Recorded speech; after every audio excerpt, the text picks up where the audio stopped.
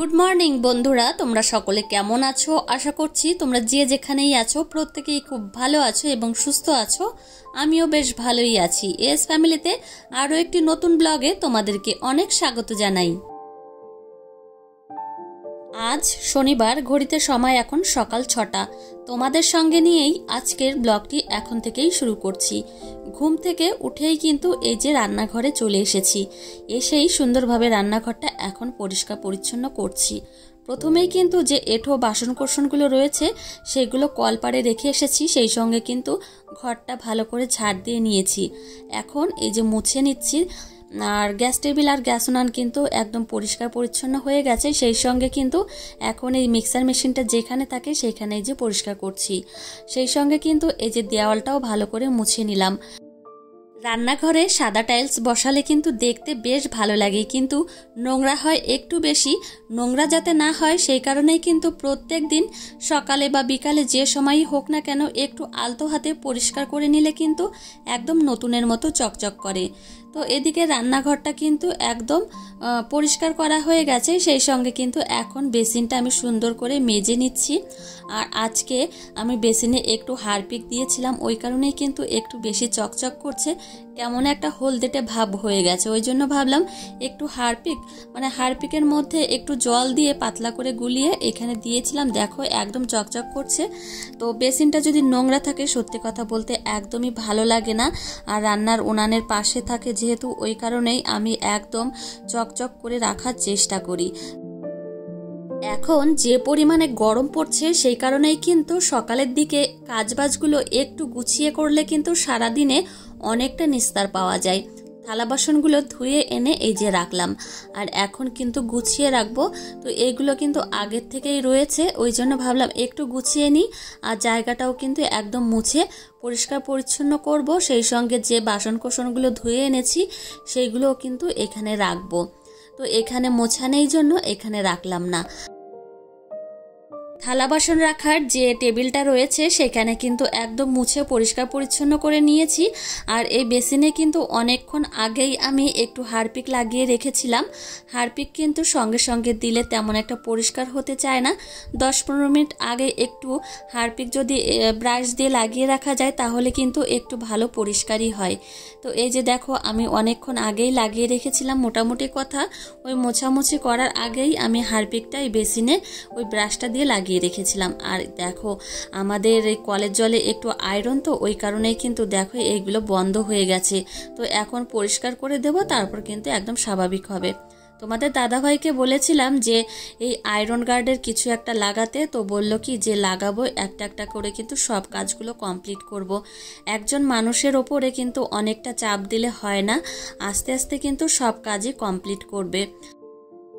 Hand ওয়াশের ডিব্বাটাও কিন্তু সুন্দরভাবে ধুয়ে পরিষ্কার পরিচ্ছন্ন করে রাখলাম। সেই সঙ্গে এদিকে কিন্তু বেসিনটাও একদম চকচক হয়ে গেছে। আর বেসিনের সামনে যে আয়নাটা সেটাও কিন্তু একদম ধুয়ে মুছে চকচক করে দিয়েছি। তো এদিকে চলে এসেছি থালা বাসনগুলো গোছাতে, যেগুলো সকালবেলা ধুয়ে এনেছিলাম। তো একটু সময় নিয়ে কিন্তু গুছিয়ে নিলে কাজবাজগুলো একদম কমপ্লিট হয়ে যাবে। সকালের দিকে আবার রান্না বান্না করতে হবে, ওই কারণেই একটু গুছিয়ে কাজ করার চেষ্টা করছি। তো এদিকে থালা বাসনগুলো গুছিয়ে আবার ভাবলাম সিঁড়িটা একটু মুছবো। থালা বাসনগুলো ধোয়ার সঙ্গে সঙ্গে এইভাবে জল ঝরিয়ে রাখলে কিন্তু থালার গায়ে কোনো সাদাটের দাগ হয় না। জলের একটা সাদা সাদা দাগ থাকে, মানে অনেকক্ষণ যদি রাখা হয় ফোটা ফোটা দাগ হয়ে যায়। আর এইভাবে জল ঝরিয়ে রাখলে কিন্তু একদমই শুকিয়ে যায় থালাটা, আর কিন্তু কোনো দাগ হয় না। তো থালাগুলো দেখো পাট পাট করে সাজিয়ে রেখেছি। এদিকে আমি কিন্তু সিঁড়িটাও পরিষ্কার পরিচ্ছন্ন করে নিচ্ছি। আর জানো তো এই সমস্ত জায়গাগুলো যত পরিষ্কার রাখবে ততই কিন্তু ভালো থাকে। সত্যি কথা বলতে কোথায় যে পরিষ্কার করব, এত জায়গা একদিনে তো সম্ভব নয়। একটু একটু করে প্রত্যেক দিন পরিষ্কার করার চেষ্টা করি। এখন কিন্তু প্রচণ্ড গরম পড়ছে, মানে প্রচণ্ডই গরম পড়ছে। আর এই কাজবাজ করতে আসলে তো হাঁপিয়ে উঠতে হয়। তো ওই সকালের দিকে কাজকর্মগুলো করলে কিন্তু অনেকটাই কষ্ট কম হয়। তো আমি কিন্তু বেশিরভাগ কাজকর্ম জামা কাপড় কাচা থেকে শুরু করে বাইরের যে সমস্ত কাজকর্ম কিন্তু আমি একদম সকালের দিকে রোদ ওঠার আগে আগেই কিন্তু করে নিই। তো এদিকে দেখো সিঁড়িটা কিন্তু সুন্দরভাবে আমি মুছে নিয়েছি। সেই সঙ্গে এই যে দেখো বেসিনটাও একদম চকচকে হয়ে গেছে, আর রান্নাঘরটাও কিন্তু একদম চকচক হয়ে গেছে। তো এইভাবেই কিন্তু সকাল থেকে কাজকর্মগুলো এই যে দেখো কমপ্লিট করলাম। তো রান্নাঘরে আসলে কিন্তু অনেকটাই সময় লাগে কাজকর্মগুলো কমপ্লিট করতে। প্রত্যেকটা ঘর কিন্তু আমি ঝাড় দিয়ে নিয়েছি, বাসি ঘর, আর এখন এই যে একবারে বাইরে নিয়ে যাব। তো এই সকালে কাজকর্মগুলো কিন্তু একটার পর একটা সাজানোই থাকে, এই কাজগুলো কিন্তু করতেই হবে। ওই যে সকালে উঠে রান্নাঘরটা পরিষ্কার করলাম, থালা বাসন ধুলাম। আমাদের নিচের তলার ঘরগুলো কিন্তু প্লাস্টার করা, তো সিমেন্ট বালির প্লাস্টার, দেখে তো বুঝতেই পারছো কোনো রকম পাথর বা টাইলস লাগানো নেই। শুধুমাত্র রান্নাঘরটাই কিন্তু ওই যে টাইলস, সেই সঙ্গে পাথর লাগানো। একটা বিষয় কি জানো তো, এই সমস্ত ঘরও সুন্দরভাবে গুছিয়ে রাখলে কিন্তু ভালো লাগে। আর আমাদের দোতলার ঘর তো সমস্ত জায়গায় পাথর লাগানো। ইচ্ছা আছে ভবিষ্যতে এই সমস্ত ঘরগুলোও কিন্তু টাইলস কিংবা পাথর লাগাবো। তো এই যে পাপোশটা ভালোভাবে বাইরের থেকে পরিষ্কার পরিচ্ছন্ন করে এনেছি, এনেই এখানে পেতে দিলাম। আর রান্নাঘরে চলে এসেছি, চা বানালাম। এই যে আমার জন্য চা নিয়েছি, আর শাশুড়ি মা কিন্তু চা নিয়েছে। এদিকে দেখো আমার কি অবস্থা, ঘামে একদম ভিজেই গেছি। আর আমার শ্বশুরমশাই সকালবেলা এই যে মাছ নিয়ে এসেছে, না মাছ না, মাছের মাথা নিয়ে এসেছে, সেই সঙ্গে তেলাপিয়া মাছ নিয়ে এসেছে। তোমাদের সঙ্গে একটু শেয়ার করে দিলাম। এখন কিন্তু কুলেখাড়া শাকের রস করব, তার জন্য কুলেখাড়া শাকগুলো সুন্দরভাবে কেটে নিচ্ছি। এই যে দেখো এইভাবেই কিন্তু কেটে দিতে হয়, না হলে কিন্তু ওই মিক্সারের মধ্যে পুরো আস্ত আস্ত শাকগুলো দিলে না জড়িয়ে যায়, ওই কারণেই কিন্তু এইভাবে কেটে কেটে দিই। আর আমি কিন্তু এখন নিয়ম করেই খাচ্ছি, বেশ উপকার পেয়েছি জানো তো। আমরা মায়েরা কিন্তু বাচ্চা হওয়ার পরে নিজেদের শরীরের দিকে কিন্তু কোনো যত্নই করি না। বাচ্চা যখন পেটে থাকে বা যখন প্রেগনেন্ট অবস্থায়, তখন কিন্তু আমরা সমস্ত ভালো ধরনের খাবার, ফ্রুট এইগুলো খাই, কিন্তু বাচ্চা যখন হয়ে যায় তখন কিন্তু শরীরের কোনো একটা যত্নই করি না। ভাবি যে বাচ্চা হয়ে গেছে, শরীরের আর যত্ন করে কি হবে। তো এটা কিন্তু আমরা সব থেকে ভুল করি। আমাদের কিন্তু যত্নের মধ্যে সব থেকে বাচ্চা হওয়ার পরেই বেশি করতে হয়, তাতে কিন্তু আমাদের শরীরটা ভালো থাকে। আমার শরীরে কিন্তু হিমোগ্লোবিনের পরিমাণটা অনেকটাই কম, ওই কারণে কিন্তু এই কুলেখাড়া শাকের রস খেয়ে অনেকটা উপকার হয়েছে।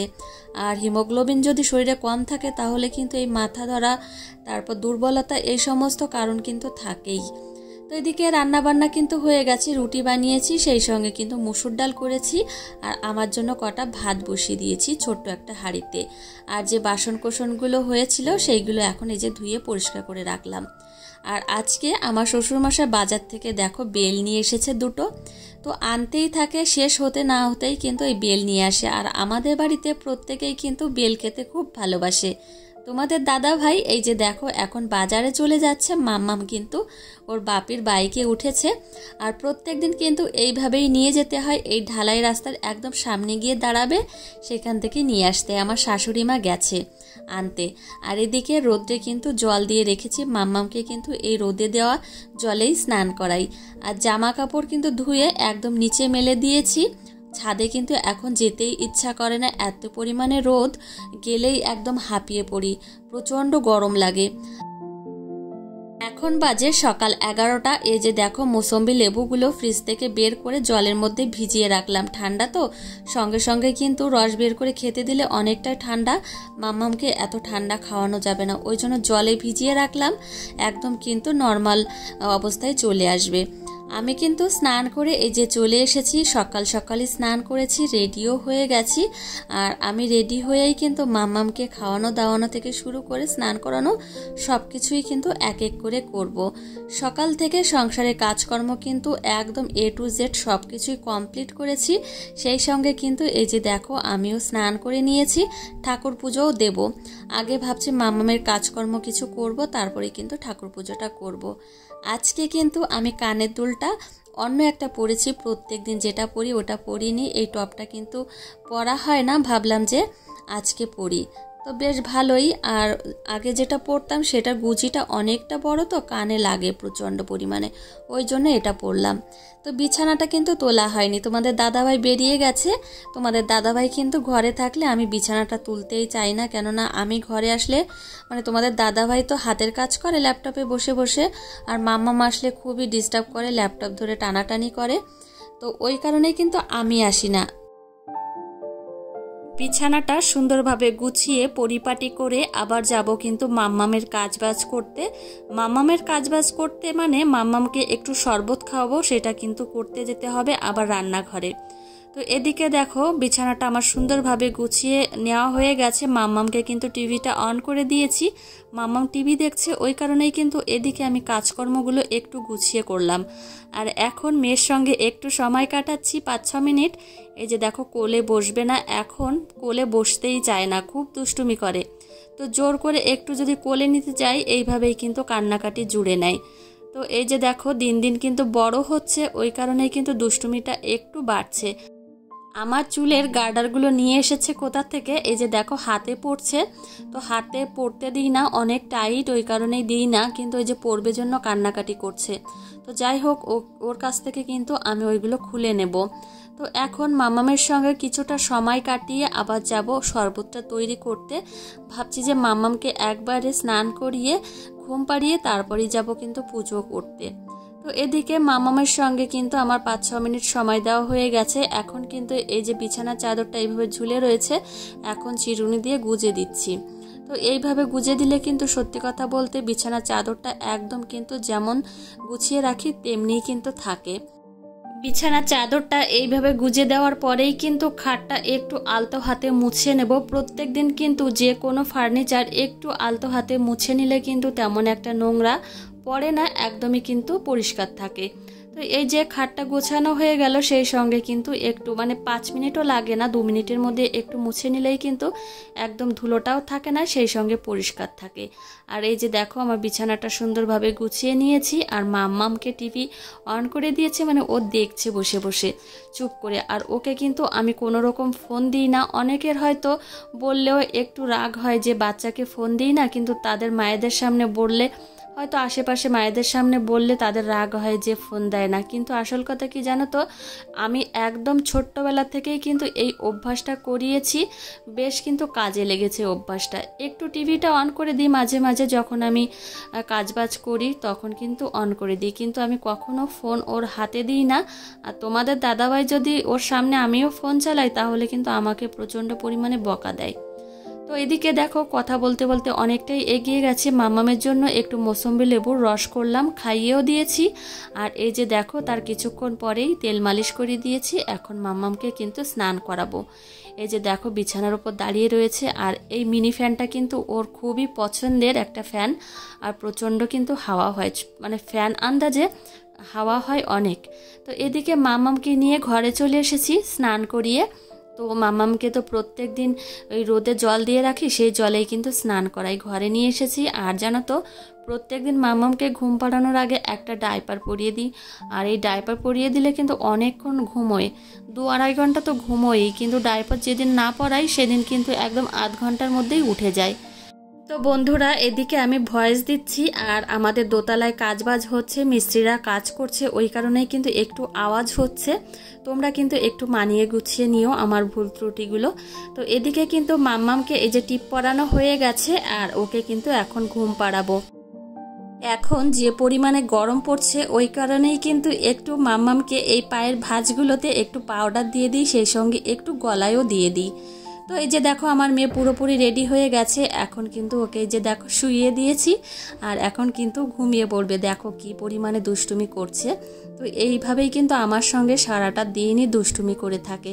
তোমাদেরকে ওই যে দেখো টাটা দিচ্ছে, আমি বলছি একটু টাটা করে দাও মাম্মাম, টাটা করে দিচ্ছে। তো যাই হোক বন্ধুরা, মাম্মামকে ঘুম পাড়িয়ে আমি চলে এসেছি এই যে ঠাকুর পুজো দিতে। এখন এই যে ঠাকুর পুজোটাও কমপ্লিট করলাম। তো চলো বন্ধুরা আজকে ব্লগটি এখানেই শেষ করছি। তোমাদের কেমন লেগেছে অবশ্যই জানিও, ভালো লাগলে একটা লাইক করো, আর দেখা হবে কিন্তু পরের ব্লগে। আর এদিকে দেখো দোতলায় এসেছি, আর এই মালপত্রগুলো এসেছে, তোমাদের এক ঝলক দেখিয়ে দিলাম।